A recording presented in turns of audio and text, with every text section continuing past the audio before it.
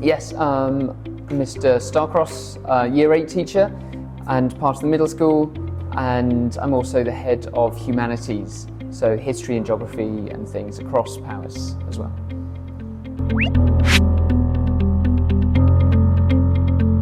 That's a great question.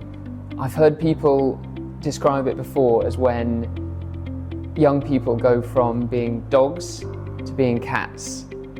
So dogs, they want to please and they will offer up the adults in their life things and offerings, and they will stay with them very closely. But as they become teenagers, students become more like cats, where they've got their own path. They go off in their own decisions in their own places, and they feel like they're making their own path more in life.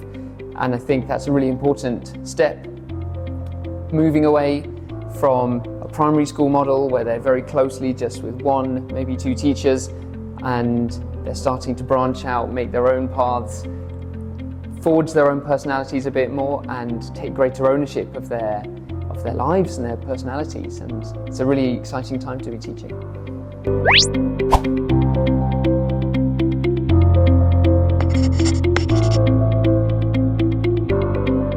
Oh, it's a great question.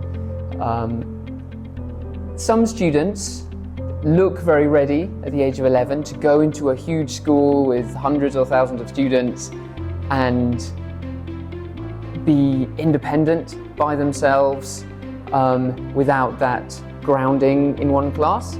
But I think many would prefer the smaller setting that they've been used to in primary, with some of the benefits of secondary, like having more teachers specialising in certain subjects like PE and music and languages, but being able to go back for the core subjects, English and maths and things, with the homeroom teacher, that model that they're used to from the younger years. So I think what we've got here at POWIIS is that lovely hybrid model in our middle school, where we've got maybe 8 or 9 teachers for our students in the week with real specialisms and expertise that I couldn't provide alone, but I've got that primary school model where they're known in a smaller class and it's a safer space for them, and I know them all really well as individuals.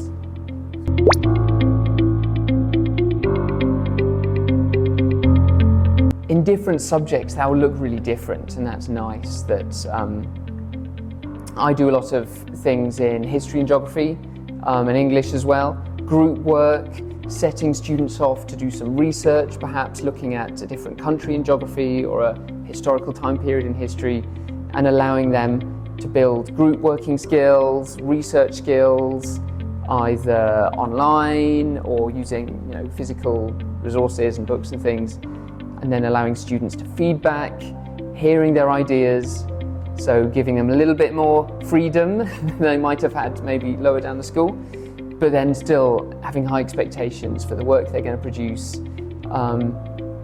That's also the case with leadership. We've got lots of leadership roles as well. So again, lower down the school, people might be part of certain groups and clubs, but at POWIIS we've developed the prefect system, where we've got head boy and head girl and deputies as well, who are more involved in working with teachers, with children in lower years and other staff across the school, where they have responsibility.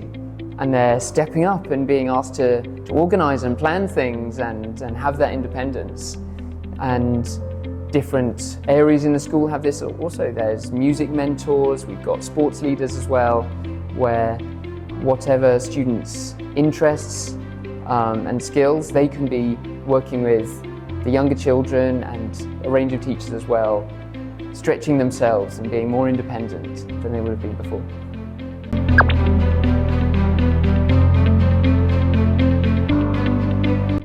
We do. I think just being a bit more around the building. So some of the subjects with me in the homeroom classroom, but we've also got students moving around the school to the Mandarin area, going up for science and Bahasa, music and PE, moving around the school, organising themselves, getting homework from different teachers as well, having to organise their own time, and their own weeks, starting to give them a bit more responsibility and reminding parents as well, this is good. Allow them to make some mistakes and get used to their own mind. The word metacognition is something we think about a lot when we plan lessons and plan the year, which is about knowing your own brain and how you work as an individual and how we can help them develop that over the 2 years in middle school.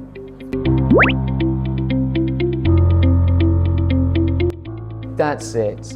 There's a potential with some students who will go into a huge secondary school where some students might sort of fall in the gaps and be a bit lost. It's not their fault, but secondary teachers will naturally focus on year 11, year 12, 13 to get the exam subjects ready for assessments.